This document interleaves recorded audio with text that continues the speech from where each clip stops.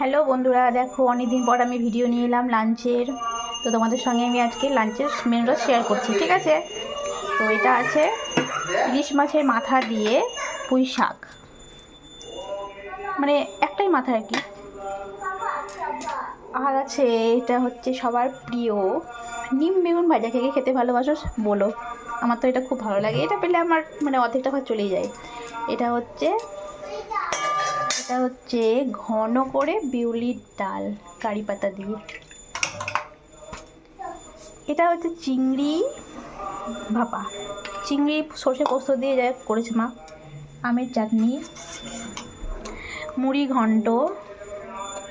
এটা হচ্ছে লইটা মাছের ঝুড়া। এটা হচ্ছে একটা মাছের অল্প মাছ ছিল, তার জন্য মা এরকম করে করেছে। আর এটা হচ্ছে বাবার, এটা হচ্ছে ভেন্ডি ডাঁটা দিয়ে একটা সবজি। তো আজকে এগুলোই মেনু। তো এখানকার মধ্যে তোমাদের কোনটা ভালো লাগে সেটা আমাকে কমেন্টে জানাবে, ঠিক আছে? তো চলো টাটা বাই বাই, আমি লাঞ্চ শুরু করব।